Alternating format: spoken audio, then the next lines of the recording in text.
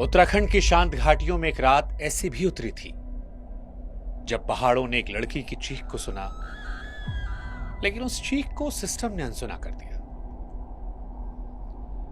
19 साल की अंकिता भंडारी नौकरी की तलाश के लिए घर से निकली थी, पर अफसोस कि वो सिर्फ लाश बनकर लौट पाई। वो लड़की जो अपने परिवार का सहारा बनना चाहती थी, उसे सत्ता और ताकत के नेटवर्क में उसकी जिंदगी को एक सौदों की तरह रख दिया गया। और इसीलिए आज सवाल सिर्फ इतना नहीं कि अंकिता भंडारी की हत्या किसने की। आज जो असली सवाल है वो ये कि अंकिता भंडारी को बचाया क्यों नहीं गया। जब वो मदद मांग रही थी तब वो कौन थे जिन्होंने दरवाजों को बंद कर दिया था। 19-year-old Ankita Bhandari was brutally murdered. जब आपने मेरे को रात को फोन किया था कि इनको ले जाओ, है ना, कहीं और जॉब ढूंढो, उसके बाद से उनका फोन बंद क्यों हुआ है, मेरे को ये समझ नहीं आ रहा।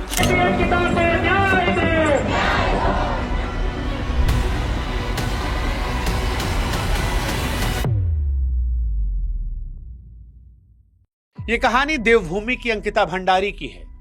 वो कहानी जो देवभूमि के माथे पर कलंक की तरह है, क्योंकि देवभूमि कि पवित्र स्थान ऋषिकेश में उस रात सिर्फ हवा में ठंड नहीं थी, एक डर भी था।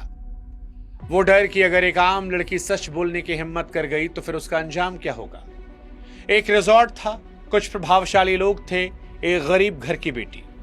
कहानी यहीं से अपराध की नहीं बल्कि व्यवस्था की शुरू हो गई। सवाल उठा कि क्या इस देश में इज्जत को बचाना अब जान से महंगा हो गया है। अंकिता भंडारी की घटना सिर्फ एक घटना नहीं है, एक सवाल है जो आज भी पहाड़ों से टकरा कर लौटती है कि क्या इस देश में वाकई में न्याय सबके लिए बराबर है, या आपका कद, आपकी हैसियत, आपका रसूख तय करता है कि आपको इंसाफ मिलेगा या फिर आप कानून से बड़े हो जाएंगे। अंकिता भंडारी पौड़ी गढ़वाल के डोब श्रीकोट गांव की एक ऐसी बेटी थी जिसकी आंखों में अपने घर की तस्वीर बदलने की चमक थी। पहाड़ की सीमिताए में घर चलाना मुश्किल था, इसलिए अंकिता ने होटल मैनेजमेंट का एक कोर्स किया।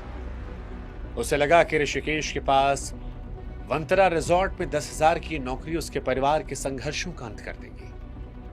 28 अगस्त साल 2022 को उसने वहां काम शुरू किया, लेकिन वो बेचारी नहीं जानती थी कि वो रिजॉर्ट नहीं बल्कि राजनीतिक प्रभाव का एक ऐसा जाल है जहां पर मासूमियत का सौदा किया जाता है।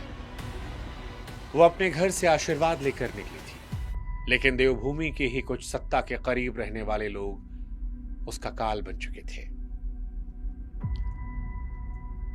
वनंतरा रिजॉर्ट का मालिक पुलकितार एक पूर्व राज्य मंत्री का बेटा था। सत्ता संरक्षण का नशा उसके व्यवहार में साफ झलकता था। वहां आने वाले खास मेहमानों को खुश करने के लिए पुलकित ने अंकिता पर गलत काम करने का दबाव शुरू किया। अंकिता के दोस्त को भेजे गए व्हाट्सएप संदेश आज भी इस बात के गवाह है कि वो किस मानसिक परेशानी से गुजर रही थी। पुलकित ने अंकिता से कहा था कि उसे एक वीआईपी मेहमान को खुश करना होगा। अंकिता ने जो जवाब दिया वो आज हर स्वाभिमानी बेटी की पहचान है। उसने साफ कहा कि मैं गरीब हो सकती हूं लेकिन इज्जत का सौदा नहीं करूंगी। अंकिता का यह अहंकार पुलकित के अहंकार को चोट पहुंचा गया। उसे लगा था कि शायद आर्थिक तंगी अंकिता को झुका देगी, लेकिन अंकिता, जिसका हौसला पहाड़ों से ऊंचा था, वो झुकी नहीं। और इसके बाद वो हुआ जिसने देवभूमि के माथे पर यह दाग लगाया। तारीख 18 सितंबर। उस रात अंकिता रिजॉर्ट से बाहर तो निकली, लेकिन फिर कभी जीवित नहीं लौट पाई। पुलकितार और उसके दो साथी अंकिता को कार में बैठाकर चिल्ला शक्ति नहर की तरफ ले गए। कहा जाता है कि रास्ते में उनके बीच तीखी बहस हुई। अंकिता ने धमकी दी थी कि वो रिजॉर्ट के अंदर चलने वाले काले धंधों के सच को दुनिया के सामने ले आएगी। अपनी पोल खुलने के डर से पुलकित ने अंकिता के साथ मार पिटाई की और फिर उसे नहर के बर्फीले बहाव में धक्का दे दिया। अलकनंदा की लहरों में अंकिता का शरीर तो बह गया, लेकिन उसकी आवाज ने पूरे देश को झकझोर कर रख दिया। हत्या करने के बाद आरोपियों ने बड़ी चालाकी से अंकिता की गुमशुदगी की झूठी कहानी को रचा ताकि पुलिस को वो गुमराह कर सके। अंकिता के परिवार और जनता के लंबे संघर्ष के बाद कानून की मशीनरी हरकत में आई। मई 2025 में कोटद्वार कोर्ट की जज रीना नेगी ने इस मामले में ऐतिहासिक फैसला सुनाया। कोर्ट ने मुख्य आरोपी पुलकितार, सौरभ भास्कर और अंकित गुप्ता को दोषी करार देते हुए उम्र कैद की सजा सुनाई। इस कानूनी लड़ाई के दौरान अदालत में 40 से ज्यादा गवाह पेश किए गए, जिनके बयानों ने आरोपियों के झूठ को बेनकाब कर दिया। अदालत ने यह माना कि अंकिता की हत्या एक सोची समझी साजिश थी और आरोपियों पर हत्या के साथ साथ सबूत मिटाने जैसी धाराओं के तहत गंभीर कार्रवाई की गई। हालांकि आरोपियों ने इस फैसले के खिलाफ हाईकोर्ट में अपील की है, लेकिन निचली अदालत के इस फैसले ने जनता के मन में कानून के प्रति विश्वास को एक बार फिर से जगाया। अंकिता का शव मिलने के बाद प्रशासन ने भी वनांतरा रिजॉर्ट के कुछ हिस्सों पर बुलडोजर चलवाया था। सरकार ने इसे तुरंत की गई कार्रवाई के तौर पर पेश किया था, लेकिन कानूनी जानकारों ने तब इस पर सवाल उठाए थे, गंभीर सवाल। ये कहा कि जिस कमरे में अंकिता रहती थी उसे बिना पूरी जांच के आखिर क्यों तोड़ा गया। आरोप ये भी लगे थे कि बुलडोजर उस वक्त न्याय दिलाने के लिए नहीं, बल्कि प्रभावशाली लोग और पुलकित के खिलाफ मिलने वाले सबूतों को मलबे में दफन करने के लिए चलाया गया था।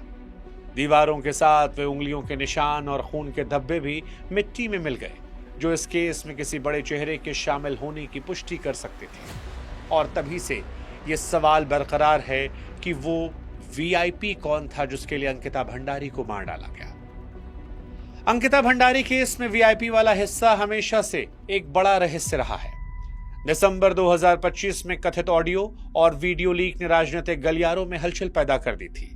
इस लीक में एक बड़े राजनेता का नाम अंकिता भंडारी केस से जोड़ा गया। हालांकि उस नेता ने आरोपों को पूरी तरह झूठ बताया और मानहानि का केस कर दिया। दिल्ली हाईकोर्ट ने भी उस पोस्ट को हटाने का आदेश दिया था। पुलिस और जांच टीम ने बार बार कहा कि उनकी जांच में कोई राजनीतिक वीआईपी नहीं मिला और जिसे वीआईपी कहा जा रहा था वो एक सामान्य दोस्त धर्मेंद्र कुमार था। लेकिन नए ऑडियो लीक और उर्मिला सनावर को जांच के लिए बुलाए जाने के बाद जनता गुस्सा एक बार फिर उफान पर है। लोगों को अभी भी लगता है कि अंकिता भंडारी केस में बहुत कुछ है जो बताया नहीं जा रहा, कोई है खास जिसे छिपाया जा रहा है। जनवरी 2026 में उत्तराखंड की जनता एक बार फिर सड़कों पर उतरी। भारी दबाव के बाद 9 जनवरी 2026 को उत्तराखंड के मुख्यमंत्री पुष्कर सिंह धामी ने सीबीआई जांच की सिफारिश कर दी, लेकिन 29 जनवरी 2026 तक केंद्र सरकार की ओर से आखिरी मंजूरी और केस सौंपने की प्रक्रिया अभी तक पेंडिंग है। केंद्र से हरी झंडी न मिलने के चलते सीबीआई ने अब तक आधिकारिक तौर पर इस मामले की जांच नहीं शुरू की है। अंकिता का परिवार और विपक्ष इस देरी पर सवाल उठा रहा है। उनका यह आरोप है कि सरकार जांच को भटकाने की कोशिश कर रही है। परिवार यह चाहता है कि सुप्रीम कोर्ट के जज की देखरेख में एक तय समय सीमा के अंदर इस जांच को किया जाए, ताकि जो कोई भी वीवीआईपी था, जो कोई भी ताकतवर व्यक्ति था, वो सच को बदल ना पाए। आज भी अंकिता के परिवार को इस बात का डर है कि केंद्र की मंजूरी में देरी कहीं फिर इस मामले को ठंडे बस्ते में न डाल दे।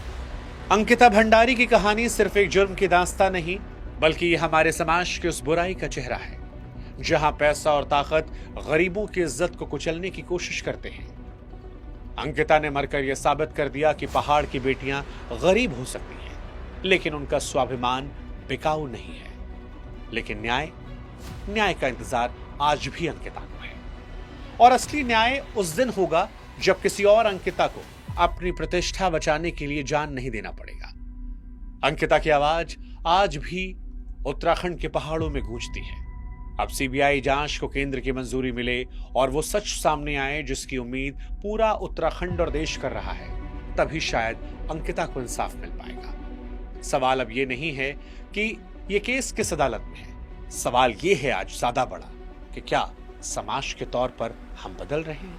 क्या एक अंकिता की कुर्बानी कई और अंकिता की जान बचाएंगे? और सबसे बड़ा सवाल कि क्या अंकिता की रूह, जो आज भी देख रही होगी कि उसके मरने के बाद लोग सड़कों पर उतरे, लेकिन व्यवस्था में अभी भी उस वीआईपी को छिपाने की कोशिश है, क्या उसे उस देवभूमि में इंसाफ मिलेगा जहां हर एक इंसान जाकर ईश्वर के सामने नतमस्तक होता है कि हे ईश्वर, हमारा भला करना, हमारे कर्मों का हिसाब ठीक करना? वहां अंकिता को क्या ईश्वर और समाज न्याय दिला पाएगा? इस सवाल के साथ हम छोड़ जाते हैं। उम्मीद करते हैं कि ये सवाल उनके कानों तक पहुंचेंगे जो अंकिता को न्याय दिला सकते हैं, और अगर ये नहीं पहुंचेंगे तो हमारी आपकी जिम्मेदारी है कि हम तब तक हंगामा करें जब तक इसका असर ना हो जाए। जय हिंद।